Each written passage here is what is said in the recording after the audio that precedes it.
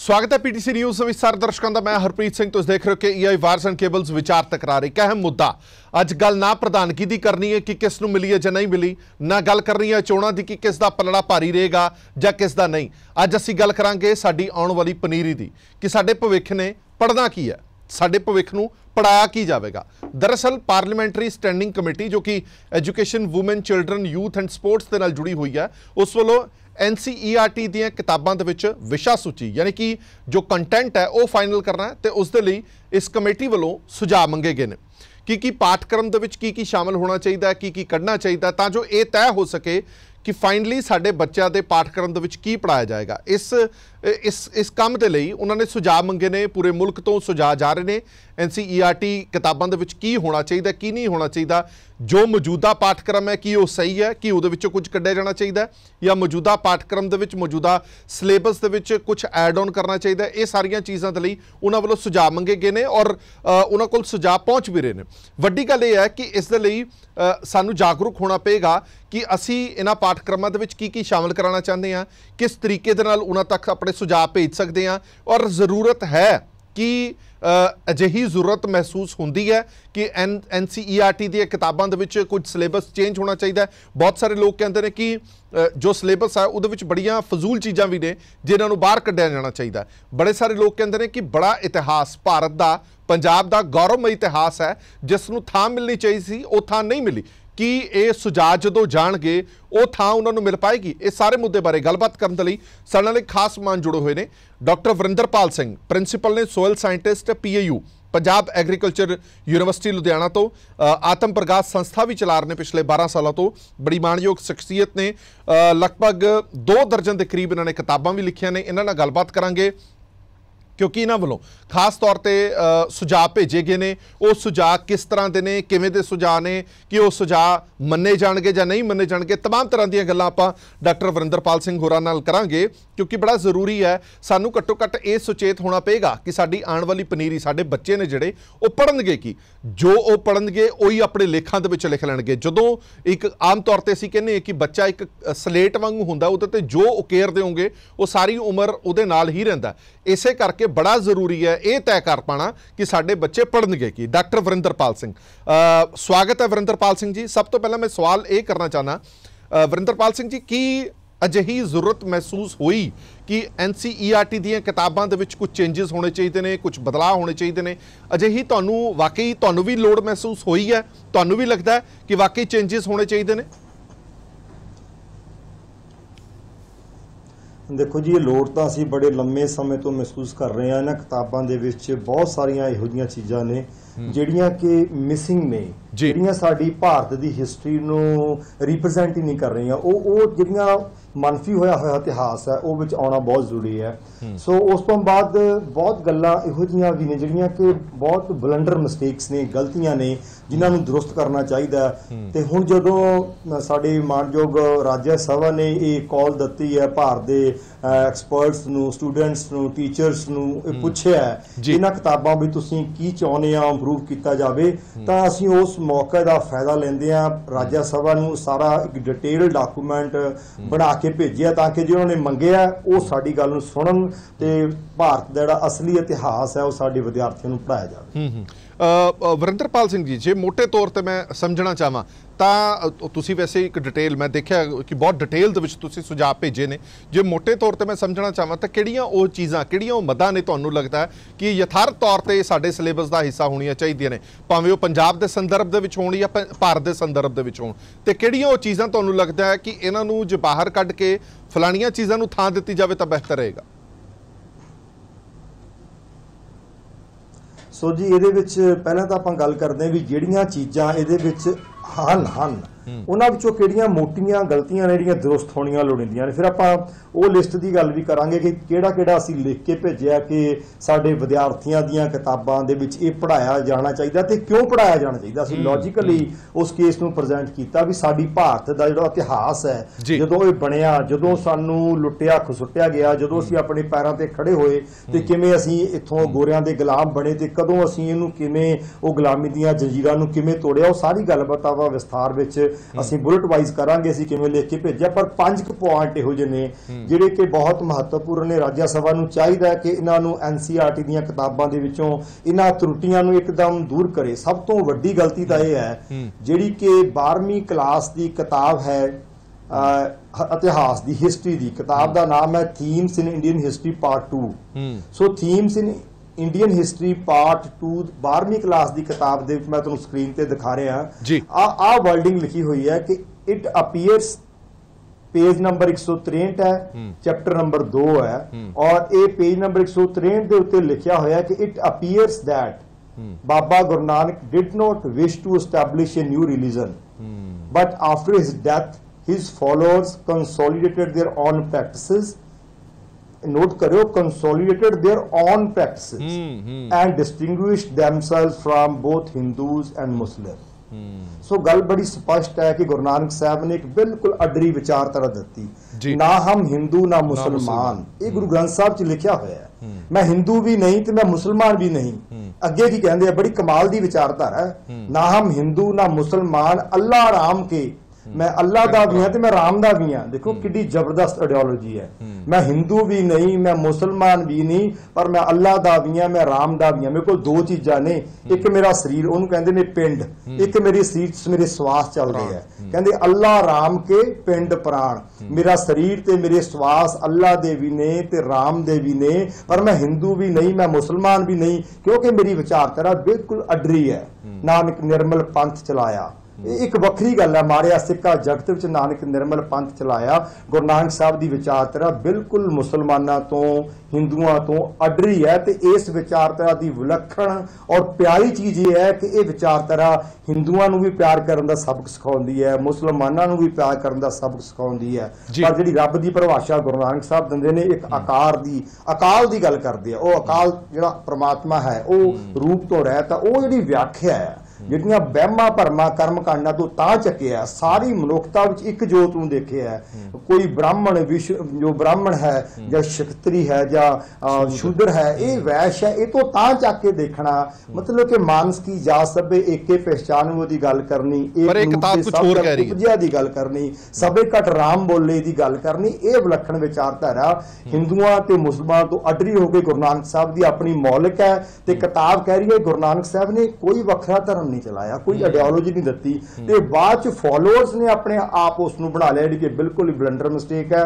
इहनूं बर्दाश्त नहीं किया जा सकता। इहदे लई राज्य सभा नूं चाहीदा है कि विद्वानां नूं बैठ के सलाह करके, वैसे असीं इहदी जो वर्डिंग उत्थे चाहिदी है वो भी असीं पैराग्राफ लिख के राज्य सभा नूं भेज दिता, पर इहदे उत्ते विद्वानां दी राय लैके इहनूं बिल्कुल दुरुस्त करना बहुत जरूरी है। सैकंड गल है जी कि रैवोल्यूशन की गल, जो भारत की आज़ादी की गल करते हैं, 1857 के जिहड़ा बगावत हुंदी है उहनूं किताबां दे विच इस तरह पेश किया गया कि भारत का पहला आज़ादी का इंडिपेंडेंस का रैवोल्यूशन है जिहड़ा कि बिल्कुल निर्मूल है। RC मजुमदार ने अपनी किताबां बिल्कुल क्लीयर किया भी ना तो ये neither first nor national nor a war of independence, ना तो यह पहला है ना ये आज़ादी की जंग है, ना ये राष्ट्रीय कोई लैवल का कोई इवेंट सीगा। सो उन्होंने किताबों 1857 के इवेंट नूं भारत की आज़ादी का पहला गदर पढ़ाया जाता, जबकि जे तुसीं इतिहास नूं पढ़ो तो जिहड़ी अंग्रेज़ां नाल जंग उस तो पहला 1845 ते 1848 च हुंदी है। 1845 की मुदकी की जंग है उहदे विच आके वो काबज हो जाते हैं।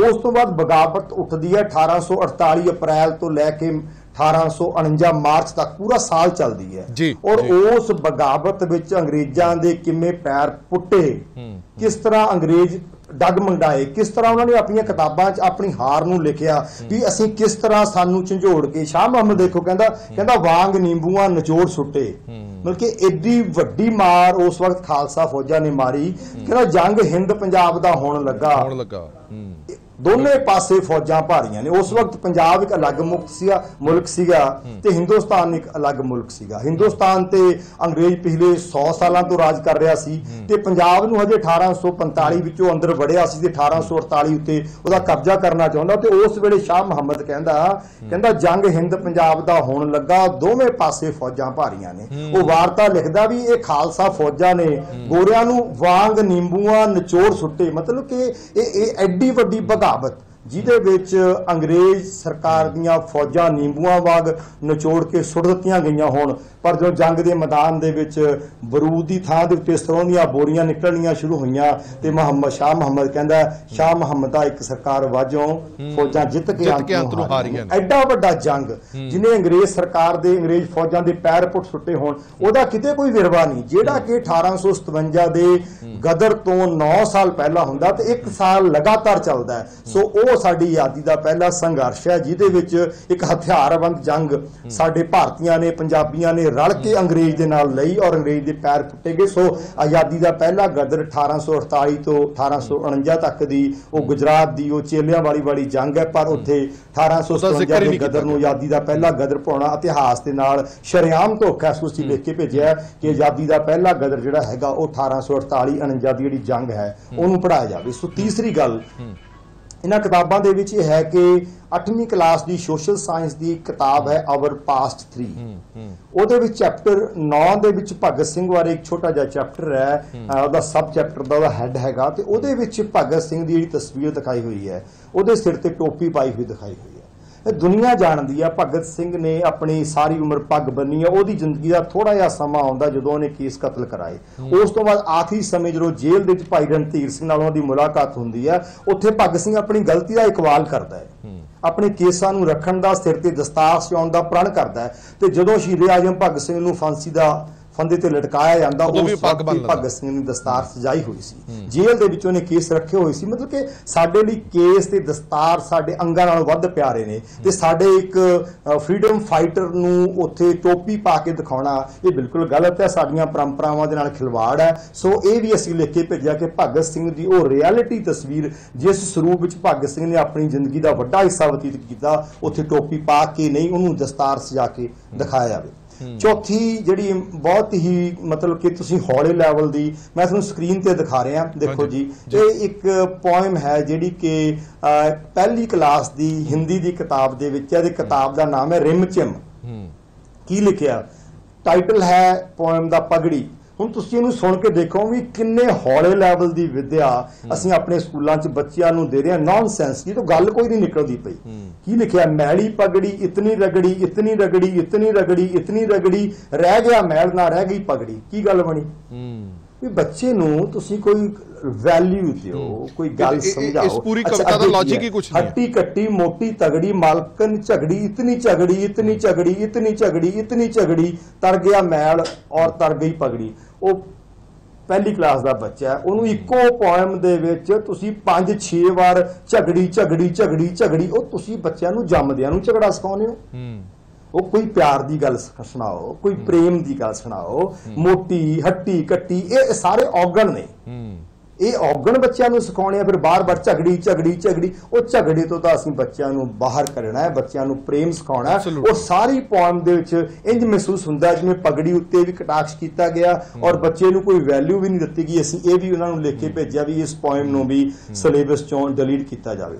ਉਸ ਤੋਂ ਬਾਅਦ ਪੋਲੀਟੀਕਲ ਸਾਇੰਸ ਦੀ ਕਿਤਾਬ ਹੈ 12ਵੀਂ ਦੀ, politics in India since independence ਹੈ। ਉਹਦੇ ਵਿੱਚ पेज नंबर 158 ਤੇ 159 ਦੇ ਉੱਤੇ ਅਨੰਦਪੁਰ ਸਾਹਿਬ ਦੇ ਮਤੇ ਦੀ ਗੱਲ ਲਿਖੀ ਹੋਈ ਹੈ ਜੀ, ਬਲੂ ਸਟਾਰ ਆਪਰੇਸ਼ਨ ਦੀ ਗੱਲ ਲਿਖੀ ਹੋਈ ਹੈ। ਬਟ ਇਹ ਦੋਨੋਂ ਹੀ ਚੈਪਟਰ ਜਿਹੜੀ ਰਿਐਲਿਟੀ ਹੈ ਉਹ ਤੋਂ ਕੋਹਾਂ ਦੂਰ ਨੇ। ਅਸਲ ਵਿੱਚ ਗ੍ਰਾਸ ਰੂਟ ਲੈਵਲ ਤੇ ਕੁਝ ਹੋਰ ਹੋਇਆ ਔਰ ਕਿਤਾਬ ਵਿੱਚ ਕੁਝ ਹੋਰ ਲਿਖਿਆ ਹੋਇਆ। ਸੋ ਇਹ ਦੋਨੋਂ ਚੈਪਟਰ ਵੀ ਵਿਦਵਾਨਾਂ ਨਾਲ ਰਾਏ ਕਰਨ ਤੋਂ ਬਾਅਦ ਰਾਜ ਸਭਾ ਨੂੰ ਚਾਹੀਦਾ ਹੈ ਕਿ ਅਨੰਦਪੁਰ ਸਾਹਿਬ ਦਾ ਮਤਾ ਔਰ ਬਲੂ ਸਟਾਰ ਆਪਰੇਸ਼ਨ ਬਾਰੇ ਜੋ ਲਿਖਿਆ ਹੋਇਆ ਉਸ ਨੂੰ ਰੀਅਲਿਸਟਿਕ ਲਿਖਿਆ ਜਾਵੇ ਜੋ ਕਿ ਸਾਡੇ ਦੇਸ਼ ਦਾ ਇਤਿਹਾਸ ਹੈ। ਸੋ ਇਹ 5 ਗੱਲਾਂ ਤਾਂ ਉਹ ਨੇ ਜਿਹੜੀਆਂ ਕਿਤਾਬਾਂ ਵਿੱਚੋਂ ਅਸੀਂ ਪ੍ਰਾਇੋਰਟੀ ਤੇ ਜੋ ਛਪਿਆ ਹੋਇਆ ਉਹਦੇ ਵਿੱਚੋਂ ਅਸੀਂ ਅਮੈਂਡਮੈਂਟ ਲਈ ਪ੍ਰਪੋਜ਼ ਕੀਤਾ। ਠੀਕ ਹੈ ਡਾਕਟਰ ਸਾਹਿਬ, ਉਸ ਤੋਂ ਬਾਅਦ ਵੱਡੀ ਦਿੱਕਤ ਇਹਨਾਂ ਕਿਤਾਬਾਂ ਵਿੱਚ ਹੈ ਕਿ ਅਸੀਂ ਦੁਨੀਆ ਦਾ ਇਤਿਹਾਸ ਪੜ੍ਹਾ ਰਹੇ ਹਾਂ। ਡਾਕਟਰ ਸਾਹਿਬ ਇੱਕ ਗੱਲ ਦੱਸੋ, ਇਹ ਜਿਹੜੀਆਂ ਤੁਸੀਂ 5 ਚੀਜ਼ਾਂ ਦਾ ਜ਼ਿਕਰ ਕੀਤਾ, ਇਹ ਤੁਹਾਨੂੰ ਲੱਗਦਾ ਕਿ ਇਹ ਅਣਜਾਣਪੁਣੇ ਦੇ ਵਿੱਚ ਲਿਖੀਆਂ ਗਈਆਂ ਜਾਂ ਇਹ ਜਾਣਬੁੱਝ ਕੇ ਇੱਕ ਡੈਮੇਜ ਕਰਨ ਦੇ ਲਈ ਲਿਖੀਆਂ ਗਈਆਂ? ਕਿਉਂਕਿ ਤੁਸੀਂ ਮਾਹਰ ਹੋ ਤਾਂ ਤੁਸੀਂ ਚੰਗੀ ਤਰ੍ਹਾਂ ਸਮਝ ਸਕਦੇ ਹੋ, ਜਦੋਂ ਵੀ ਕੋਈ ਪਾਠਕ੍ਰਮ ਤੈਅ ਕੀਤਾ ਜਾਂਦਾ, ਜਦੋਂ ਵੀ ਕੋਈ ਸਿਲੇਬਸ ਦੇ ਵਿੱਚ ਇਨਵੋਲਵਮੈਂਟ ਕੀਤੀ ਜਾਂਦੀ ਕਿਸੇ ਵੀ ਚੀਜ਼ ਦੀ, ਉਹਦੇ ਪਿੱਛੇ ਇੱਕ ਘੋਖ ਕੀਤੀ ਜਾਂਦੀ ਹੈ, ਪੂਰੀ ਰਿਸਰਚ ਹੁੰਦੀ ਹੈ। ਜੇ ਰਿਸਰਚ ਹੋਈ ਹੈ ਤੇ ਕਿਸ ਲੈਵਲ ਦੀ ਰਿਸਰਚ ਹੋਈ ਹੈ ਕਿ ਇਦਾਂ ਦੀਆਂ ਚੀਜ਼ਾਂ ਪਾਈਆਂ ਹੋਈਆਂ ਨੇ ਕਿ ਗੁਰੂ ਨਾਨਕ ਸਾਹਿਬ ਨੇ ਕੋਈ ਵੱਖਰਾ ਪੰਥ ਹੀ ਨਹੀਂ ਚਲਾਇਆ ਜਿਸ ਦੇ ਵਿੱਚ ਜਿਹੜੀਆਂ ਤੁਸੀਂ ਬਾਕੀ ਗੱਲਾਂ ਕੀਤੀਆਂ ਉਹਦਾ ਜ਼ਿਕਰ ਹੀ ਬਿਲਕੁਲ ਪੁੱਠਾ ਹੈਗਾ। ਇਹ ਜਾਣਬੁੱਝ ਕੇ ਕੀਤਾ ਗਿਆ ਜਾਂ ਅਣਜਾਣਪੁਣੇ 'ਚ ਹੋਇਆ? ਦੇਖੋ ਜੀ, ਮੈਂ ਤੁਹਾਨੂੰ ਇਹਦੀ ਜਵਾਬ ਦਿੰਦਾ। ਅਸੀਂ ਇਹ ਕਿਤਾਬਾਂ ਨੂੰ ਲਗਭਗ 58 ਕਿਤਾਬਾਂ ਅਸੀਂ ਰਿਵਿਊ ਕੀਤੀਆਂ ਨੇ ਪਿਛਲੇ ਇੱਕ ਹਫ਼ਤੇ ਵਿੱਚ। ਸਾਨੂੰ ਜਦੋਂ ਪਤਾ ਲੱਗਿਆ ਇਹ ਇੱਕ ਹਫ਼ਤੇ 'ਚ ਨਿਗਾਹ ਮਾਰਿਆ ਸਾਡੇ ਸਾਹਮਣੇ ਆ ਗਈਆਂ। ਜਦੋਂ ਇਹ ਕਿਤਾਬਾਂ ਲਿਖੀਆਂ ਜਾਂਦੀਆਂ ਨੇ, ਕਿਤਾਬਾਂ ਨੂੰ ਸਾਲਾਂ ਬੱਧੀ ਲੱਗਦੇ ਨੇ ਔਰ ਵਿਦਵਾਨ ਬੈਠ ਕੇ ਕਈ ਵਾਰੀ ਪੜ੍ਹਦੇ ਨੇ ਇਹ ਕਿਵੇਂ ਹੋ ਸਕਦਾ ਕਿਸੇ ਵੀ ਵਿਦਵਾਨ ਦੇ ਨਿਗਾਹ 'ਚ ਨਾ ਆਇਆ ਹੋਵੇ। ਸੋ ਇਹਦੇ ਵਿੱਚ ਜੇ ਇਹ ਅਣਗਹਿਲੀ ਹੈ ਤਾਂ ਇਹ ਬਹੁਤ ਭਾਰੀ ਗਲਤੀ ਹੈ। ਜਿਹੜੇ ਵਿਭਾਗ ਨੇ, ਜਿਸ ਡਿਪਾਰਟਮੈਂਟ ਨੇ ਬੱਚਿਆਂ ਦੇ ਜੀਵਨ ਘੜਨੇ ਨੇ, ਜੋ ਅਣਗਹਿਲੀ ਦੇ ਵਿੱਚ ਕਿਤਾਬਾਂ ਛਾਪਦਾ ਤੇ ਬੱਚੇ ਵੀ ਅਣਗਹਿਲੀ ਵਿੱਚ ਦੇਸ਼ ਦੇ ਨਾਲ ਖਿਲਵਾੜ ਕਰਨਗੇ। ਸੋ ਜੇ ਅਣਗਹਿਲੀ ਕੀਤੀ ਹੈ ਤਾਂ ਵੀ ਗਲਤੀ ਹੈ, ਜੇ ਜਾਣ ਬੁੱਝ ਕੇ ਕੀਤਾ ਤਾਂ ਬਹੁਤ ਭਾਰੀ ਗਲਤੀ ਹੈ। ਇੱਕ ਗੱਲ ਹੋਣਾ ਚਾਹੀਦਾ। ਜੀ ਵਰਿੰਦਰਪਾਲ ਸਿੰਘ ਜੀ, ਇਸ ਤੋਂ ਪਹਿਲਾਂ NCERT ਦੀਆਂ ਕਿਤਾਬਾਂ ਦੇ ਵਿੱਚ ਜਾਂ ਸਿਲੇਬਸ ਦੇ ਵਿੱਚ ਜਾਂ ਕੰਟੈਂਟ ਦੇ ਵਿੱਚ ਕਿਸੇ ਤਰ੍ਹਾਂ ਦਾ ਕੋਈ ਫੇਰ ਬਦਲ ਕਰਨਾ ਹੈ, ਕੋਈ ਚੇਂਜਸ ਚਾਹੁੰਦੇ ਹੋ, ਕੋਈ ਸੁਝਾਅ ਮੰਗੇ ਹੋਣ, ਇਹ ਨਿਰੰਤਰ ਹੁੰਦਾ ਰਹਿੰਦਾ ਹੈ? ਕਦੋਂ ਹੋਇਆ ਇਸ ਤੋਂ ਪਹਿਲਾਂ? ਇਹ ਪ੍ਰੋਸੀਜਰ ਕਿਵੇਂ ਹੁੰਦਾ ਰਹਿੰਦਾ ਹੈ? ਇਹ ਸਮਝਣਾ ਲੋਕਾਂ ਲਈ ਬੜਾ ਜ਼ਰੂਰੀ ਹੈ। ਜੇ ਅਸੀਂ ਵਾਰ-ਵਾਰ ਇਹ ਕਹਿ ਰਹੇ ਹਾਂ ਕਿ ਇਹ ਇੱਕ ਚੰਗਾ ਮੌਕਾ ਹੈਗਾ, ਕਿ ਇਹ ਪਹਿਲੀ ਵਾਰੀ ਮੌਕਾ ਆਇਆ? ਇਸ ਤੋਂ ਪਹਿਲਾਂ ਕਦੋਂ ਹੋਈ ਸੀ ਇਹ ਚੇਂਜਸ, ਜਾਂ ਅੱਗੋਂ ਕਦੋਂ ਹੋ ਸਕਦੀ ਹੈ ਚੇਂਜਸ? ਦੇਖੋ, ਆਪਣੀ ਜਿਹੜੀ ਨੈਸ਼ਨਲ ਐਜੂਕੇਸ਼ਨ ਪਾਲਿਸੀ ਹੈ ਪਹਿਲੀ ਵਾਰੀ 1968 ਵਿੱਚ ਬਣੀ ਜਦੋਂ ਇੰਦਰਾ ਗਾਂਧੀ ਗਵਰਨਮੈਂਟ ਸੀਗੀ। ਉਸ ਤੋਂ ਬਾਅਦ 1986 ਵਿੱਚ ਰਾਜੀਵ ਗਾਂਧੀ ਗਵਰਨਮੈਂਟ ਨੇ ਐਜੂਕੇਸ਼ਨ ਪਾਲਿਸੀ 'ਚ ਅਮੈਂਡਮੈਂਟ ਕੀਤੀਆਂ। ਉਸ ਤੋਂ ਬਾਅਦ ਹੁਣ 1986 ਤੋਂ ਬਾਅਦ 2020 ਦੇ ਵਿੱਚ ਅਮੈਂਡਮੈਂਟਸ ਹੋ ਰਹੀਆਂ ਨੇ। ਸੋ ਇਹਦੇ ਵਿਚਾਲੇ ਕਿਤੇ ਮੰਗਿਆ ਗਿਆ ਹੋਵੇ ਜਾਂ ਨਹੀਂ, ਮੈਨੂੰ ਇਹ ਨਹੀਂ ਪਤਾ। ਇਹਦੇ ਵੈਸੇ ਡਾਕਟਰ ਮਨਮੋਹਨ ਸਿੰਘ ਵੇਲੇ ਵੀ ਕੁਝ ਉਹਨਾਂ ਨੇ ਨੈਸ਼ਨਲ ਲੈਵਲ ਤੇ ਐਂਟਰੈਂਸ ਐਗਜ਼ਾਮ ਸ਼ੁਰੂ ਕੀਤਾ, ਅਰਾਊਂਡ 2005 ਵਿੱਚ ਹੋਇਆ। ਸੋ ਉਹ ਸਾਰਾ ਕੁਝ ਵੀ ਸਮੇਂ-ਸਮੇਂ ਹੁੰਦਾ ਰਿਹਾ। ਬਟ ਜਿਹੜੀਆਂ ਇਸ ਤਰ੍ਹਾਂ ਮੰਗੀਆਂ ਗਈਆਂ ਨੇ ਸਿਫਾਰਸ਼ਾਂ, ਮੈਨੂੰ ਲੱਗਦਾ ਇਹ ਕੋਈ ਨਿਰੰਤਰ ਐਕਟੀਵਿਟੀ ਨਹੀਂ ਹੈਗੀ। ਬਟ ਇਹਨੂੰ ਵੈਰੀਫਾਈ ਕਰ ਲੈਣਾ ਚਾਹੀਦਾ ਤੁਹਾਨੂੰ ਅਥੈਂਟਿਕ ਸੋਰਸ ਤੋਂ ਕਿ ਇਹ ਸਮੇਂ-ਸਮੇਂ ਮੰਗਿਆ ਜਾਂਦਾ। ਕਈ ਵਾਰ ਕੀ ਹੁੰਦਾ ਹੈ ਕਿ ਕਾਗਜ਼ਾਂ ਵਿੱਚ ਮੰਗ ਲਿਆ ਜਾਂਦਾ ਪਰ ਲੋਕਾਂ ਨੂੰ ਨਹੀਂ ਪਤਾ ਲੱਗਦਾ।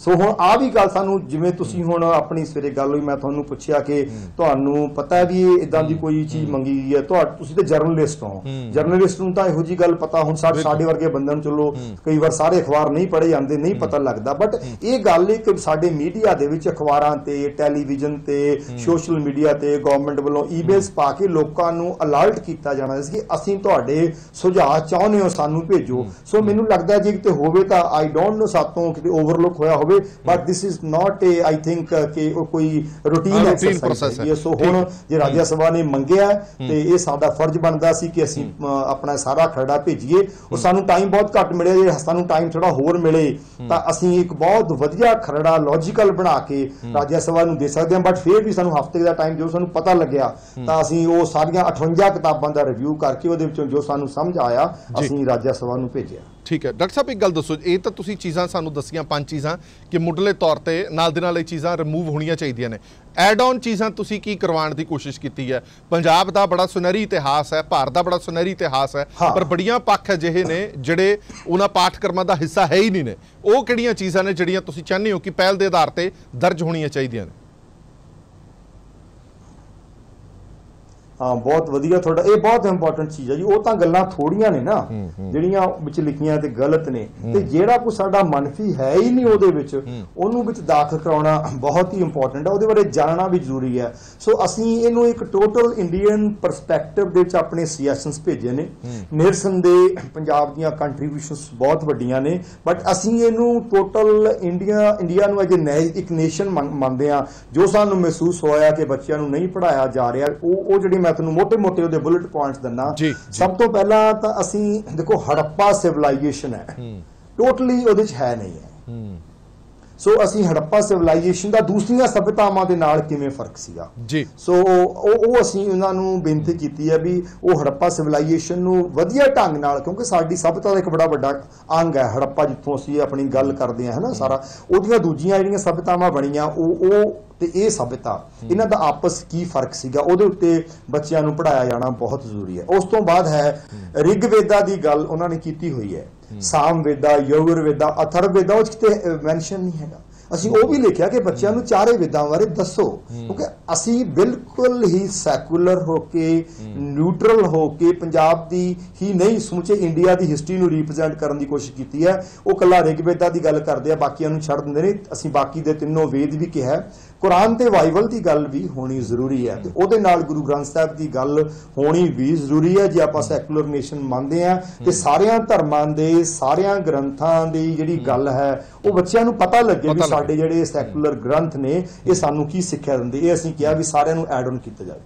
ਥਰਡ ਇੰਪੋਰਟੈਂਟ ਪੁਆਇੰਟ ਹੈ, ਦੇਖੋ ਜੀ ਪੋਰਸ ਦੀ ਆਪਾਂ ਸੁਣਦੇ ਸੀ ਜਦੋਂ ਅਸੀਂ ਪੜ੍ਹਦੇ ਹੁੰਦੇ ਸੀ ਹਨਾ ਵੀ ਉਹ ਪੋਰਸ ਬਿਲਕੁਲ ਹੀ ਅਲੋਪ ਕਰਤਾ, ਉਹ ਪਤਾ ਨਹੀਂ ਲੱਗਦਾ, ਉਹ ਲੱਗਦਾ ਕਿ ਸ਼ਾਇਦ ਕੋਈ ਕਾਲਪਨਿਕ ਜਾਂ ਕੋਈ ਕਰੈਕਟਰ ਸੀ। ਪੋਰਸ ਦੀ ਬਹਾਦਰੀ ਬੱਚਿਆਂ ਦੇ ਵਾਸਤੇ ਇੱਕ ਬਹੁਤ, ਹਾਂਜੀ ਮੈਂ ਕਿਹਾ ਹੁਣ ਇਦਾਂ ਲੱਗਦਾ ਕਿ ਜਿਵੇਂ ਕਾਲਪਨਿਕ ਜਾਂ ਕੋਈ ਕਰੈਕਟਰ ਸੀ ਪੋਰਸ, ਕਿਉਂਕਿ ਗਾਇਬ ਹੀ ਹੋ ਗਿਆ ਕਿਤਾਬਾਂ ਚੋਂ।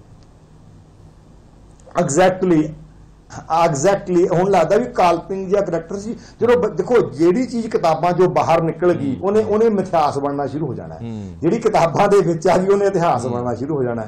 ਸੋ ਅਸੀਂ ਬੱਚਿਆਂ ਨੂੰ ਇਤਿਹਾਸ ਨੂੰ ਮਿਥਿਹਾਸ ਨਾ ਬਣਾਈਏ ਤੇ ਮਿਥਿਹਾਸ ਨੂੰ ਇਤਿਹਾਸ ਨਾ ਬਣਾਈਏ। ਅਲੈਗਜ਼ੈਂਡਰ ਦੇ ਪੋਰਸ ਦੀ ਝੜਪ ਔਰ ਪੋਰਸ ਦੀ ਬਹਾਦਰੀ, ਉਹਨੂੰ ਪੁੱਛਿਆ ਜਾਣਾ ਵੀ ਤੇਰੇ ਨਾਲ ਕੀ ਜਿਹੜਾ ਵਿਹਾਰ ਕੀਤਾ ਜਾਵੇ, ਉਹ ਜਿਸ ਦ੍ਰਿੜਤਾ ਨਾਲ ਆਪਣਾ ਜਵਾਬ ਦਿੰਦਾ ਹੈ। ਸੋ ਉਹ ਚੀਜ਼ਾਂ ਬੱਚਿਆਂ ਦੇ ਬਲੱਡ ਵਿੱਚ ਆਉਣੀਆਂ ਚਾਹੀਦੀਆਂ ਕਿ ਸਾਡੀ ਧਰਤੀ ਨੇ ਪੋਰਸ ਪੈਦਾ ਕੀਤਾ। ਉਸ ਤੋਂ ਬਾਅਦ ਦੇ ਚੰਦਰਗੁਪਤ ਮੌਰੀਆ ਦਾ ਪੀਰੀਅਡ ਆ ਜਾਂਦਾ, ਇਹਨੂੰ ਆਪਾਂ 골ਡਨ ਸਪੈਰੋ ਪੀਰੀਅਡ ਕਹਿੰਦੇ। ਉਹ ਪੂਰਾ ਹੀ ਹੈ ਨਹੀਂ ਉਹਦੇ ਵਿੱਚ ਪ੍ਰੋਪਰਲੀ, ਥੋੜੇ ਬਹੁਤੇ ਹਵਾਲੇ ਜੀ ਉਹਦੇ ਹਨ, ਬਟ ਜਿਸ ਢੰਗ ਨਾਲ ਚੰਦਰਗੁਪਤ ਮੌਰੀਆ ਦੀ ਕੰਟਰੀਬਿਊਸ਼ਨ ਹੈ ਇੰਡੀਅਨ ਹਿਸਟਰੀ ਦੇ ਵਿੱਚ, 골ਡਨ ਸਪੈਰੋ ਦਾ ਅਸੀਂ ਉਹਨੂੰ ਵਕਤ ਕਹਿੰਦੇ ਆ, ਉਹ ਵਧੀਆ ਢੰਗ ਨਾਲ। ਉਦੋਂ ਬਾਅਦ ਗ੍ਰੀਕ ਦੇ ਤੇ ਪਰਸ਼ੀਅਨ ਜਿਹੜੇ ਇਨਵੇਜ਼ਨਸ ਹੋਏ ਨੇ ਉਹ ਸਾਰੇ ਉੱਥੇ ਆਉਣੇ ਚਾਹੀਦੇ ਆ, ਉਹ ਅਸੀਂ ਲਿਖ ਕੇ ਭੇਜਿਆ ਕਿ ਉਹ ਪਾਓ। ਫਿਰ ਮਹਾਰਾਣਾ ਪ੍ਰਤਾਪ ਦੀ ਬੜੀ ਵੱਡੀ ਕੰਟਰੀਬਿਊਸ਼ਨ ਹੈ, ਉਹ ਬੜੀ ਤਾਕਤ ਬਣ ਕੇ ਦਲੇਰੀ ਨਾਲ ਲੜਦਾ ਹੈ, ਉਹਦਾ ਵੇਰਵਾ ਉਸ ਢੰਗ ਨਾਲ ਨਹੀਂ ਹੈ। ਤੁਸੀਂ ਦੇਖੋ ਵੀ ਕਿੱਡੇ ਵੱਡੇ ਵੱਡੇ ਕਰੈਕਟਰ ਨੇ, ਪੋਰਸ ਹੈ, ਮਹਾਰਾਣਾ ਪ੍ਰਤਾਪ ਹੈ, ਇਹ ਕਿਉਂ ਲੋਪ ਹੋਏ? ਅੱਛਾ ਪੜ੍ਹਾ ਕੀ ਰਹੇ ਆ ਉਹ ਵਿਦੇਸ਼ੀ ਕੰਟੈਂਪਰੇਰੀ ਜਾਂ ਵਰਲਡ ਹਿਸਟਰੀ ਹੈਗੀ ਆ ਜਾਂ ਮੁਗਲ ਹਿਸਟਰੀ ਇੰਨੀ ਜ਼ਿਆਦਾ ਡਿਟੇਲ ਦੇ ਵਿੱਚ ਆ ਜਿਹਦਾ ਕੋਈ ਲੌਜਿਕ ਹੀ ਨਹੀਂ ਬਣਦਾ। ਜੇ ਤੁਹਾਨੂੰ ਲੁੱਟਦੇ ਰਹੇ 999 ਸਾਲ ਤੁਹਾਨੂੰ ਲੁੱਟਦੇ ਰਹੇ ਤੇ ਹੁਣ ਤੁਸੀਂ ਕਹਿੰਦੇ ਹੋ ਅਸੀਂ ਆਜ਼ਾਦ ਭਾਰਤ 'ਚ ਬੈਠੇ, ਉਹਨਾਂ ਨੂੰ ਪੜ੍ਹਾਈ ਜਾਂਦੇ ਆ। ਜਿਨ੍ਹਾਂ ਨੇ ਉਹਨਾਂ ਨੂੰ ਪੱਟ ਕੇ ਸੁੱਟਿਆ ਉਹਨਾਂ ਦੀ ਗੱਲ ਕੁਛ ਨਹੀਂ। ਦੇਖੋ 711 ਦੇ ਵਿੱਚ ਪਹਿਲਾ ਹਮਲਾ ਮੁਹੰਮਦ ਬਿਨ ਕਾਸਮ ਕਰਦਾ ਹੈ, ਹਮਲੇ ਹੁੰਦੇ ਰਹਿੰਦੇ ਨੇ, ਲੁੱਟ ਕੇ ਵਾਪਸ ਜਾਂਦੇ ਰਹਿੰਦੇ ਨੇ। 500 ਸਾਲਾਂ ਬਾਅਦ ਮੁਹੰਮਦ ਗੌਰੀ 1202 ਚ ਰਾਜ ਬਣਾ ਕੇ ਬਹਿ ਜਾਂਦਾ, ਹੁਣ ਆਪਾਂ ਰਾਜ ਹੀ ਕਰਾਂਗੇ ਇੱਥੇ, ਲੁੱਟ ਕੇ ਵਾਪਸ ਜਾਣ ਦੀ ਲੋੜ ਨਹੀਂ, ਇੱਥੇ ਹੀ ਬੈਠਾਂਗੇ। ਫਿਰ ਉਦੋਂ ਬਾਅਦ 1526 ਚ ਬਾਬਰ ਚੜ ਕੇ ਆਉਂਦਾ। 815 ਸਾਲ ਹੋ ਗਏ ਨੇ, ਦੇਖੋ 1526 ਤੱਕ 711 ਦੇ ਲੁੱਟਣ ਲੱਗੇ ਹੋਏ ਨੇ, 1526 ਤੱਕ 815 ਸਾਲ ਹੋ ਗਏ ਨੇ। ਮਤਲਬ ਕਿ ਕਿਸੇ ਨੇ ਉਹਦੀ ਸੰਗੀ ਨਹੀਂ ਨੱਪੀ ਅਜੇ ਤੱਕ ਕਿ ਤੂੰ ਬਾਰ-ਬਾਰ ਭਾਰਤ ਨੂੰ ਲੁੱਟਦਾ ਹੈ। ਤੇ 57 ਸਾਲਾਂ ਦੀ ਉਮਰ ਹੈ ਗੁਰੂ ਨਾਨਕ ਸਾਹਿਬ ਦੀ। ਦੇਖੋ ਇੱਕ ਬਜ਼ੁਰਗ ਆਦਮੀ ਨਹੀਂ, ਜੋਤ ਹੈ ਨਾ ਉਹਨਾਂ ਦੀ, ਆਪਾਂ ਦੁਨਿਆਵੀ ਤੌਰ ਤੇ ਵਿਚਰਦੇ ਹਾਂ। ਉਹਨਾਂ ਨੇ ਇਸ ਉਮਰ ਵਿੱਚ 57 ਸਾਲਾਂ ਦੀ ਉਮਰ ਵਿੱਚ ਬਾਬਰ ਨੂੰ ਜਾਬਰ ਕਹਿ ਕੇ ਲਲਕਾਰਿਆ। ਪਾਪ ਕੀ ਜੰਜ ਲੈ ਕਾਬਲੋਂ ਧਾਇਆ, ਜੋਰੀ ਮੰਗੈ ਦਾਨ ਵੇ ਲਾਲੋ, ਸਰਮ ਧਰਮ ਦੋਏ ਛੱਪ ਖੜੋਏ, ਕੂੜ ਫਿਰੇ ਪ੍ਰਧਾਨ ਵੇ ਲਾਲੋ, ਕਾਜੀਆਂ ਬਾਹਮਣਾ ਕੀ ਗੱਲ ਥੱਕੀ, ਅਗਤ ਪੜੇ ਸ਼ੈਤਾਨ ਵੇ ਲਾਗੋ। ਵੀ ਹੁਣ ਤੁਹਾਡੀ ਜਿਹੜੀ ਗੱਲ ਹੈਗੀ ਹੈ ਉਹ ਮਤਲਬ ਜਿਹੜੀ ਕੰਮ ਬ੍ਰਾਹਮਣ ਨੇ ਵਿਆਹ ਕਰਾਉਣਾ ਸੀ, ਕਾਜੀ ਨੇ ਕਰਾਉਣਾ ਸੀ, ਉਹ ਸ਼ੈਤਾਨ ਲੋਕ ਧੱਕੇ ਨਾਲ ਨਿਕਾਹ ਕਰਵਾ ਰਹੇ ਨੇ ਤੇ ਤੁਸੀਂ ਚੜ ਕੇ ਉੱਪਰ ਸਾਡੇ ਆ ਗਏ ਹੋ, ਧੱਕੇ ਨਾਲ ਸਾਡੇ ਕੋਲ ਟੈਕਸ ਮੰਗਦੇ ਹੋ, ਤੁਸੀਂ ਜਾਬਰ ਹੋ, ਤੁਸੀਂ ਇਸ ਨੂੰ ਲੁੱਟ ਰਹੇ ਹੋ। ਮਤਲਬ ਕਿ ਇਸ ਉਮਰ ਦੇ ਵਿੱਚ ਆ ਕੇ 57 ਵਰਿਆਂ ਦੀ ਉਮਰ ਵਿੱਚ ਬਜ਼ੁਰਗ ਅਵਸਥਾ ਵਿੱਚ ਗੁਰੂ ਨਾਨਕ ਸਾਹਿਬ ਦਾ ਬਾਬਰ ਨੂੰ ਜਾਬਰ ਕਹਿ ਕੇ ਵੰਗਾਰਨਾ, ਉਹਦਾ ਗੁਰੂ ਸਾਹਿਬ ਨੂੰ ਕੈਦ ਕਰਨਾ, ਗੁਰੂ ਸਾਹਿਬ ਤੇ ਜ਼ੁਲਮ ਕਰਨਾ, ਇਹ ਕਿਤਾਬ ਦਾ ਕਿਤੇ ਵਿਸ਼ਾ ਹੀ ਨਹੀਂ ਹੈਗਾ। ਦੇਖੋ ਜਿਹੜੀ ਹਕੂਮਤ 815 ਸਾਲ ਤੋਂ ਭਾਰਤ ਨੂੰ ਲੁੱਟ ਰਹੀ ਹੋਵੇ, ਤੇ ਉਹ ਲਿਖਿਆ ਨਹੀਂ ਉਹਨੇ, ਜਦੋਂ ਫਿਰ ਉੱਠੀ ਆਖਰ ਇਕਬਾਲ ਲਿਖਦਾ ਨਾ, ਫਿਰ ਉੱਠੀ ਆਖਰ ਸਦਾ ਤੌਹੀਦ की पंजाब से हिंद को एक मर्दे कामल ने जगाया ख्वाब से। वो मर्दे कामल का जिक्र ही किसी जिन्हें 815 साल का सुता होया भारत वंगार दे के जगाया और बाबर नूं ललकारिया कि तू खबरदार जे इस लोगों ने लुटिया। मैं इत्थे एक बहुत ही इंपॉर्टेंट और वड्डी विचारधारा लैके भारतीयों नूं जथेबंद कर रहे हैं, ਉਹਦਾ ਕਿਤੇ ਜ਼ਿਕਰ ਨਹੀਂ। ਅਸੀਂ ਉਹਨੂੰ ਵਿਸਥਾਰ ਵਿੱਚ ਲਿਖਿਆ ਕਿ ਭਾਰਤ ਦੀ 815 ਸਾਲ ਦੀ ਗੁਲਾਮੀ ਤੋਂ ਬਾਅਦ ਉਹਨਾਂ ਨੂੰ ਜਗਾਉਣ ਵਾਲੇ ਬਾਬਾ ਨਾਨਕ ਦਾ ਉਹ ਚੈਪਟਰ ਆਉਣਾ ਚਾਹੀਦਾ, ਪਤਾ ਲੱਗੇ ਸਾਡੇ ਵਿਦਿਆਰਥੀਆਂ ਨੂੰ ਕਿ ਅਸੀਂ 815 ਸਾਲ ਤੋਂ ਗੁਲਾਮ ਸੀ ਤੇ ਗੁਰੂ ਨਾਨਕ ਸਾਹਿਬ ਨੇ ਉਹ ਵੰਗਾਰ ਉਹਨਾਂ ਨਾਲ ਕਰਕੇ ਤੇ ਸਾਨੂੰ ਜਗਾਇਆ। ਉਸ ਤੋਂ ਬਾਅਦ ਗੁਰੂ ਨਾਨਕ ਸਾਹਿਬ ਦੀ ਜਿਹੜੀ ਬਹੁਤ ਵੱਡੀ ਕੰਟਰੀਬਿਊਸ਼ਨ ਹੈ ਕਿ ਉਸ ਵਕਤ ਦੇਖੋ ਔਰਤ ਨੂੰ ਸਾਰੇ ਪੈਰ ਦੀ ਜੁੱਤੀ ਮੰਨਦੇ ਸੀ, ਮੰਦਰਾਂ ਦੇ ਵਿੱਚ ਮਸੀਤਾਂ ਵਿੱਚ ਧਰਮ ਦੀ ਗੱਲ ਸੁਣਨ ਦੀ ਆਗਿਆ ਨਹੀਂ ਸੀ। ਉਸ ਵੇਲੇ ਬਾਂਹ ਕੱਢ ਕੇ ਕਹਿਣਾ, ਇਹ ਗੱਲ ਨੂੰ कहना कि भाई तुसी करदे की पे हो, सो क्यों मंदा आखिए जित जम्मे राजान। ये एक कोई बहादुर बली योधा ही कर सकदा जिहड़ा काम गुरु नानक साहब ने कीता। वो 15वीं सदी विच औरत दी बराबरी दी गल सब तो पहला वर्ल्ड हिस्टरी विच हुंदी है, बाकी दे यूरोप विच तां इंडिया तो भी बाद च गल आउंदी है। सो वो गल बिल्कुल ही मनफी है, किते नहीं पढ़ाया गया कि औरत नूं गुलामी तो बाहर कड्ढण वाले गुरु नानक साहब ने उस ठोक के लिखिया कि बच्चों नूं ये गल दसो कि पैर दी जुत्ती समझी जाती, वो औरत जिहड़ी धर्म स्थान ते नहीं जा सकती, वो औरत जिहड़ी स्कूल दे विच मंदिर विच जाके पढ़ नहीं सकती, ते ओनू बराबर दे हक दिवाउण दी आवाज़ 15वीं सदी विच गुरु नानक साहब ने चुकी। उस तो बाद बराबरता दी कोई उच्चा आया कोई नीवा आया। अकबर आउंदा है गुरु अमरदास कोल, पंगत संगत दी मर्यादा। उस समय दे बादशाह नूं कह दित्ता भी जे तू मेरे नाल मिलनी करनी है तां तैनूं भुंजे बैठ के सधारण लोगों नाल बैठ के प्रशादा छकना पू। ये अपने आप एक बहुत बड़ा रेवोल्यूशन है भी समय के हाकम नूं कह देना भी बाबा उत्थे बैठ के जे मेरे नाल गल करनी है तां प्रशादा छक ते फिर आपां गल करांगे। सो ये भी समय के हाकम नूं ये जताउणा कि सारे लोग बराबर ने, इक्वालिटी की गल करनी। पंगत संगत सरोवर उस वेले किन्ना छूत छात सी, उच्चे लोग नीवियां दे खूह ते नहीं सी जांदे, नीवे उच्चियां दे नहीं जाण दिंदे सी। सो उस वक्त सारिआं नूं इक्को सरोवर च पानी पिला देना, इक्को थां ते नवा देना। ये एक बहुत वड्डी क्रांति सी कि कोई उच्चा नहीं कोई नीवा नहीं, कोई हिंदू नहीं ब्राह्मण नहीं कोई शूदर नहीं। सो ये चीज़ां जिहड़ियां ने साडे बच्चों के सिलेबस पढ़ाईआं जाणियां बहुत जरूरी ने, क्योंकि ये सारा काम 15वीं 16वीं सदी विच होया जिस वक्त ये छूत छात ते लोकां च वंडियां बहुत वड्डे पद्धर ते सन। उस तो बाद गुरु अर्जन साहब की शहादत है, किते जिक्र नहीं आउंदा। हुण देखो मुगलिया सल्तनत दे सिर दे उत्ते एडा वड्डा भांडा गुरु अर्जन साहब ने भन्निया जाके, तत्ती तवी ते बैठ के सिर विच तत्ती रेता पवा के। मतलब मुगलिया सल्तनत दीआं जड़ां जे हिलदियां ने तां ओह गुरु अर्जन साहब की शहादत नाल हिलदियां ने, क्योंकि गुरु अर्जन साहब की शहादत तो बाद गुरु हरगोबिंद साहब मुगलिया सल्तनत के बराबर अकाल तख्त सिरजदे आ, कलगी लाउंदे आ। मतलब कि ये उस वक्त की मुगलिया हुकूमत जिहड़ी तुहानूं पिछले 850 साल की लुट दी तुरी आ रही है, उन्होंने एक वंगार सी। ये भारत की हिस्ट्री है ना जी, भारत मुगलिया सल्तनत ने लुट के बर्बाद किया है। और गुरु अर्जन साहब की शहादत तो बाद अकाल तख्त दिल्ली के तख्त नूं वंगार दिंदा है, दिल्ली के तख्त तो उच्चा तख्त बनाया जाता है। गुरु साहब कलगी ला के बैठते हैं, मीरी पीरी दियां 2 कुरबाना पाउंदे हैं, धर्म ते सियासत नूं इकट्ठियां करके आम लोगों नूं जगाउंदे ने ते उहदा बाज फड़दे ने और उहनूं वंगार दिंदे ने कि खबरदार जे हुण तूं इधरले पासे नूं चढ़िया। सो ये भारत की हिस्ट्री का एक बहुत वड्डा अंग है ते मनफी है। उस तो बाद देखो कि साडा दा इतिहास क्लाइमैक्स का इतिहास है जी। गुरु अर्जन साहब नूं तत्ती तवी ते बैठ के जहांगीर दे हुक्मां नाल शहीद किया जाता है।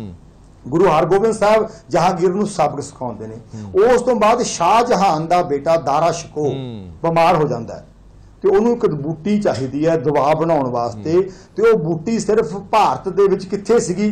हुण देखो साडी हिस्ट्री दे विच गुरु साहब ने गुरु हर राय साहब ने सेंचुरीज बनाईयां, जड़ी बूटियां दीयां दवाखाने दीयां डिस्पेंसरीज बनाईयां, हस्पताल बनाउणे, कुदरती वातावरण नूं साਂਭਣਾ ते जानवरां नूं पंछियां नूं साਂਭਣਾ, ओह कुदरती चीज़ां दी सोची रखनी, उहदे विचों दवा बना के लोकां नूं मतलब कि सुख देना। ते उस वक्त जे दारा शिकोह दे इलाज लई शाहजहान चल के भी आउंदा, देखो कोई वैर नहीं, मना नहीं कीता, ना कोई बैरी नहीं बेगाना सगल संग हमको बनिया। मतलब कि ओह मुगलिया सल्तनत दा बादशाह जिन्हें गुरु साहब नूं तत्ती तवी ते बिठा के शहीद किया, उसे सल्तनत के शहजादे नूं दवा की लोड़ आ। गुरु हर राय साहब उत्थों अपनी डिस्पेंसरी दे विचों अपने दवाखाने चों दवा ओदी झोली च पा दिंदे ने। एक किड्डा प्यारा इतिहास है भी असीं किसी दियां बुराइयां नहीं चितवदे, असीं प्यार ही वंडदे हां। सो ये हिस्ट्री का एक बहुत वड्डा इवेंट है जिहदे नाल प्यार मुहब्बत शुरू होया ते गुरु साहब ने उन्होंने जिहड़ा है दवा दी, उहदा इलाज होया। सो ये सारियां चीज़ां मनफी ने। हुण आपां इस वेले कोरोना के दौर चों गुजर रहे हैं, किस तरह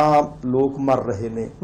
इदां दा दौर गुरु हरकृष्ण साहब वेले दिल्ली विच आया जदों बीमारी बहुत तेजी नाल फैली ते गुरु साहब की उम्र की है 5 साल की। देखो तुसीं एडी वड्डी हिस्ट्री नूं अलोप कर रहे हो एक इन्नी छोटी उम्र दे विच।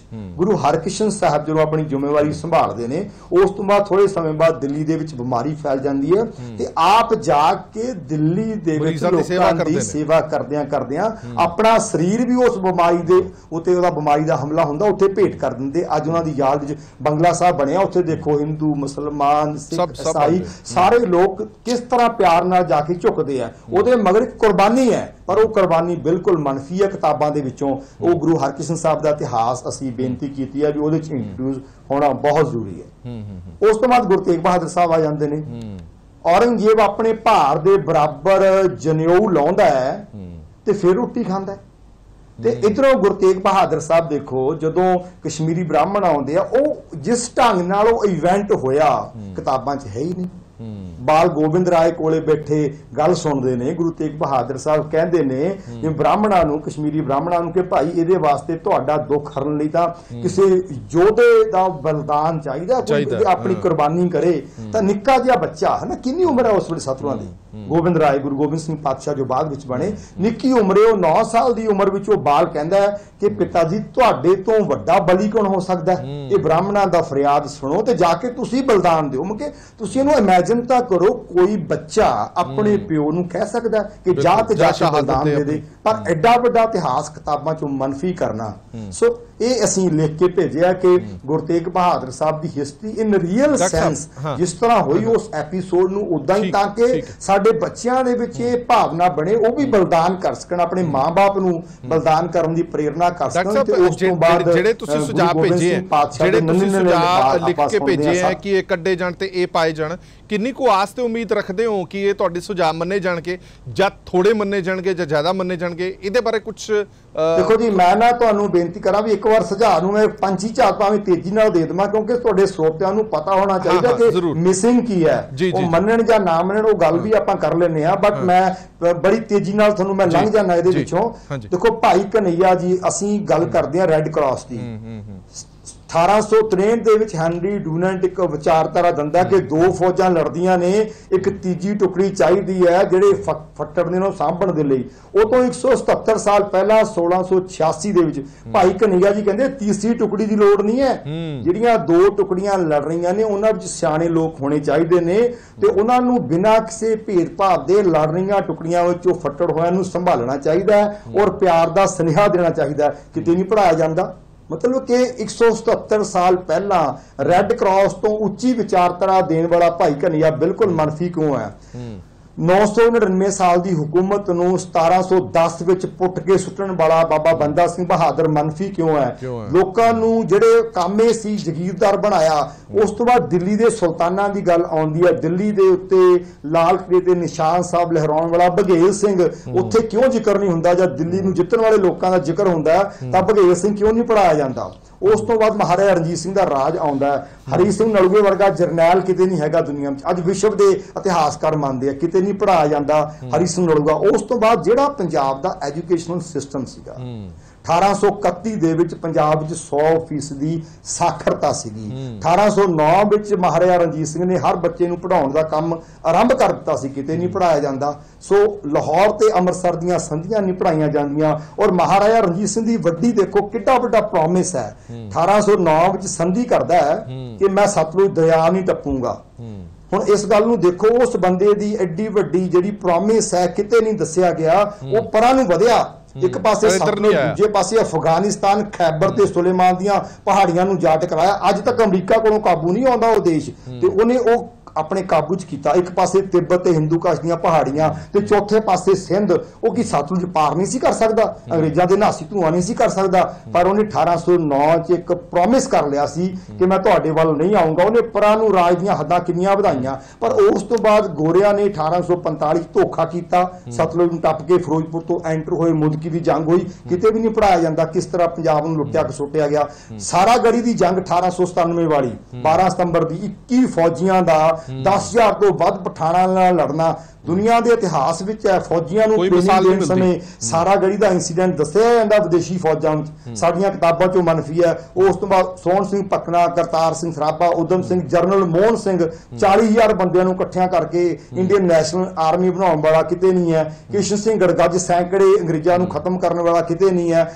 ਬਹਾਦਰ ਈਸ਼ਰ ਸਿੰਘ ਨੂੰ ਵਿਕਟੋਰੀਆ ਕ੍ਰਾਸ ਮਿਲਿਆ ਕਿਤੇ ਨਹੀਂ। ਡਾਕਟਰ ਦੀਵਾਨ ਸਿੰਘ ਕਾਲੇ ਪਾਣੀ ਕਿਤੇ ਨਹੀਂ। ਬਾਬਾ ਖੜਕ ਸਿੰਘ ਜਿਹਨੂੰ ਮਹਾਤਮਾ ਗਾਂਧੀ ਖੱਤ ਲਿਖਦੇ ਨੇ ਕਿ ਤੇਰੀ ਬਹਾਦਰੀ ਹੈ ਤੂੰ ਜੋ ਗੁਰਦੁਆਰੇ ਦੀਆਂ ਚਾਬੀਆਂ ਖੋਹ ਲਈਆਂ ਅੰਗਰੇਜ਼ ਤੋਂ ਤਾਂ ਅਸੀਂ ਆਜ਼ਾਦੀ ਦੀ ਪਹਿਲੀ ਜੰਗ ਜਿੱਤ ਲਈ ਹੈ। ਆਜ਼ਾਦੀ ਦੀ ਪਹਿਲੀ ਜੰਗ ਜਿੱਤਣ ਵਾਲਾ ਜਿਹਨੂੰ ਮਹਾਤਮਾ ਗਾਂਧੀ ਕਹਿੰਦਾ ਕਿ ਅਸੀਂ ਪਹਿਲੀ ਜੰਗ ਜਿੱਤ ਲਈ ਹੈ, ਕਿਤਾਬਾਂ 'ਚ ਕਿਤੇ ਨਹੀਂ। ਨਨਕਾਣਾ ਸਾਹਿਬ ਗੁਰੂ ਕੀ ਸੱਤਿਆਗ੍ਰਹਿ ਦੀ ਗੱਲ ਕਰਦੇ ਆ, ਗੁਰੂ ਕੇ ਬਾਗ ਦਾ ਮੋਰਚਾ ਸੱਤਿਆਗ੍ਰਹਿ ਦਾ ਸਿਖਰ ਹੈ, ਜਿੱਥੇ ਮਦਨ ਮੋਹਨ ਮਾਲਵੀਆ ਆ ਕੇ ਸਿਰ ਝੁਕਾ ਦਿੰਦਾ ਹੈ, ਐਂਡਰਿਊਜ਼ ਆ ਕੇ ਸਿਰ ਝੁਕਾ ਦਿੰਦਾ ਵੀ ਯਾਰ ਧੰਨੇ ਸਿੱਖ ਇੰਨੇ ਸ਼ਾਂਤ ਰਹਿ ਕੇ ਇਹ ਜ਼ੁਲਮ ਨੂੰ ਝੱਲੀ ਜਾ ਰਹੇ ਨੇ। ਇੱਕ ਲਾਸਟ ਗੱਲ ਜਿਹੜੀ ਮੈਂ ਤੁਹਾਡੇ ਧਿਆਨ 'ਚ ਲਿਆਉਣੀ ਚਾਹੁੰਦਾ ਕਿ ਜਦੋਂ ਪੰਡਿਤ ਜਵਾਹਰ ਲਾਲ ਨਹਿਰੂ ਨੇ 1962 ਦੇ ਵਿੱਚ ਸੁਨੇਹਾ ਦਿੱਤਾ ਕਿ ਅਸੀਂ ਭਾਰਤ ਦੀ ਡਿਫੈਂਸ ਨੂੰ ਮਜ਼ਬੂਤ ਕਰਨਾ ਹੈ, ਸਾਨੂੰ ਹੈਲਪ ਕਰੋ। ਪ੍ਰਤਾਪ ਸਿੰਘ ਕੈਰੋਂ ਮੁੱਖ ਮੰਤਰੀ ਸੀਗੇ ਪੰਜਾਬ ਦੇ, ਉਹਨਾਂ ਨੇ ਕਿਹਾ ਨਹਿਰੂ ਜੀ ਤੁਸੀਂ ਡਿਫੈਂਸ ਮਜ਼ਬੂਤ ਕਰੋ, ਪੰਜਾਬ ਤੁਹਾਡੇ ਨਾਲ ਖੜਾ, ਅਸੀਂ ਖੂਨ ਦਵਾਂਗੇ, ਆਪਣਾ ਸੋਨਾ ਦਵਾਂਗੇ। ਤੇ ਨਹਿਰੂ ਜੀ ਕਹਿੰਦੇ ਫਿਰ ਸੋਨਾ ਇਕੱਠਾ ਕਰੋ, ਡਿਫੈਂਸ ਆਪਾਂ ਕਰਨੀ ਹੈ, ਪੰਜਾਬ ਦੀ ਭਾਰਤ ਦੀ ਡਿਫੈਂਸ ਮਜ਼ਬੂਤ ਕਰਨੀ ਹੈ। ਮਤਲਬ ਕਿ ਹਿਸਟਰੀ ਬੋਲਦੀ ਹੈ ਕਿ ਪੰਡਿਤ ਜਵਾਹਰ ਲਾਲ ਨਹਿਰੂ ਦੇ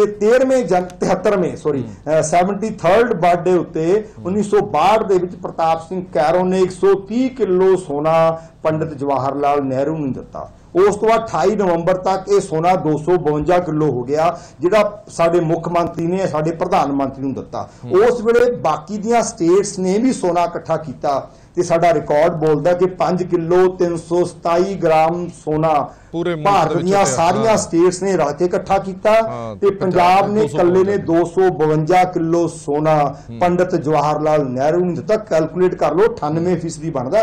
2% ਵਾਲੇ ਲੋਕਾਂ ਨੇ 98% ਸੋਨਾ ਨੈਸ਼ਨਲ ਡਿਫੈਂਸ ਨੂੰ ਮਜ਼ਬੂਤ ਕਰਨ ਨੂੰ ਦਿੱਤਾ। ਕਿਤਾਬਾਂ 'ਚ ਕਿਉਂ ਮਨਫੀ ਹੈ ਵੀ ਅਸੀਂ ਮਤਲਬ ਕਿ ਇਹ ਚੀਜ਼ਾਂ ਸਾਰੀਆਂ ਲਿਖੀਆਂ ਨੇ। ਇਸ ਤੋਂ ਬਿਨਾਂ ਆਰਕੀਟੈਕਟ ਦੀਆਂ ਗੱਲਾਂ ਨੇ, ਸਕ੍ਰਿਪਟ ਦੀਆਂ ਗੱਲਾਂ ਨੇ, ਜੋ ਗੁਰੂ ਸਾਹਿਬ ਨੇ ਸ਼ਹਿਰ ਵਸਾਏ, ਚੱਕ ਰਾਮਦਾਸ ਵਪਾਰ ਦਾ ਬੜਾ ਵੱਡਾ। ਸੋ ਇਹ ਅਸੀਂ ਸਾਡਾ ਡਾਕੂਮੈਂਟ ਵਿਸਤਾਰ ਵੀ ਤੁਹਾਡੇ ਸਰੋਤੇ ਪੜ੍ਹ ਲੈਣ। ਸੋ ਅਸੀਂ ਇਹ ਸਾਰੀਆਂ ਗੱਲਾਂ ਲਿਖ ਕੇ ਦੱਸੀਆਂ ਨੇ ਕਿ ਬਈ ਇਹ ਚੀਜ਼ਾਂ ਸਾਡੇ ਇਤਿਹਾਸ ਦਾ ਹਿੱਸਾ ਨੇ, ਇਹ ਨੈਸ਼ਨਲ ਹਿਸਟਰੀ ਹੈ ਤੇ ਸਾਡੀ NCERT ਦੀਆਂ ਕਿਤਾਬਾਂ ਵਿੱਚ ਇਹਨਾਂ ਨੂੰ ਮਨਫੀ ਕਰਨਾ ਭਾਰਤ ਦੇ ਇਤਿਹਾਸ ਨਾਲ ਧੋਖਾ ਕਰਨਾ। ਹੁਣ ਤੁਸੀਂ ਅਗਲੀ ਗੱਲ ਡਾਕਟਰ ਸਾਹਿਬ, ਸਵਾਲ ਇਹ ਖੜਾ ਹੁੰਦਾ ਹੈ ਕਿ ਜਿੱਦਾਂ ਦੇ ਸੁਝਾਅ ਤੁਸੀਂ ਭੇਜੇ ਨੇ ਉਦਾਂ ਦੇ ਸੁਝਾਅ ਤਾਂ ਬਾਕੀਆਂ ਨੇ ਵੀ ਭੇਜੇ ਹੋਣੇ ਨੇ, ਬਾਕੀ ਸੂਬਿਆਂ ਨੇ ਵੀ ਭੇਜੇ ਹੋਣੇ ਨੇ, ਹਰ ਸੂਬੇ ਨੇ ਆਪਣੀ ਗੱਲ ਕੀਤੀ ਹੋਣੀ ਹੈ, ਹਰ ਕੌਮ ਨੇ ਆਪਣੀ ਗੱਲ ਕੀਤੀ ਹੋਣੀ ਹੈ। ਇਹ ਕਿਵੇਂ ਪੋਸੀਬਲ ਹੋਏਗਾ ਕਿ ਹਰੇਕ ਦੀ ਗੱਲ ਹੀ ਇਹਨਾਂ ਪਾਠਕ੍ਰਮਾਂ ਦੇ ਵਿੱਚ ਸ਼ਾਮਲ ਕੀਤੀ ਜਾਵੇ? ਅਸੀਂ ਐਜ਼ ਅ ਪੰਜਾਬੀ ਪੰਜਾਬ ਦੇ ਇਤਿਹਾਸ ਦੀਆਂ ਪ੍ਰਾਪਤੀਆਂ ਤਾਂ ਦੱਸ ਦਿੱਤੀਆਂ, ਹਰੇਕ ਸੂਬਾ ਆਪਣੀ ਆਪਣੀ ਪ੍ਰਾਪਤੀ, ਹਰੇਕ ਕੌਮ ਆਪਣੀ ਆਪਣੀ ਪ੍ਰਾਪਤੀ ਤਾਂ ਦੱਸੇਗੀ। ਇਹਨਾਂ ਸਾਰੀਆਂ ਚੀਜ਼ਾਂ ਨੂੰ ਲੈ ਪਾਣਾ ਸੰਭਵ ਹੈ? ਦੇਖੋ ਜੀ, ਸਾਰੇ ਸੂਬੇ ਭਾਰਤ ਦਾ ਹਿੱਸਾ ਨੇ ਤੇ ਸਾਰੇ ਸੂਬਿਆਂ ਦੀਆਂ ਪ੍ਰਾਪਤੀਆਂ ਸਿਲੇਬਸ ਵਿੱਚ ਆਉਣੀਆਂ ਚਾਹੀਦੀਆਂ ਨੇ। ਉੱਥੇ ਬਹੁਤ ਵੱਡਾ ਹਿੱਸਾ ਜਿਹੜਾ ਵਰਲਡ ਹਿਸਟਰੀ ਦਾ ਬੇਲੋੜਾ ਪੜਾਇਆ ਜਾ ਰਿਹਾ ਹੈ, ਮੁਗਲ ਹਿਸਟਰੀ ਦਾ ਬੇਲੋੜਾ ਪੜਾਇਆ ਜਾ ਰਿਹਾ ਹੈ। ਜੇ ਜਿਨ੍ਹਾਂ ਦੀਆਂ ਹੋਰ ਵੀ ਕੁਰਬਾਨੀਆਂ ਨੇ ਉਹ ਸਾਰਿਆਂ ਦੀਆਂ ਕੁਰਬਾਨੀਆਂ ਨੂੰ ਬਿਨਾਂ ਕਿਸੇ ਭੇਦਭਾਵ ਦੇ ਇਹਨਾਂ ਕਿਤਾਬਾਂ ਵਿੱਚ ਅੰਕਿਤ ਕਰਨਾ ਜ਼ਰੂਰੀ ਹੈ।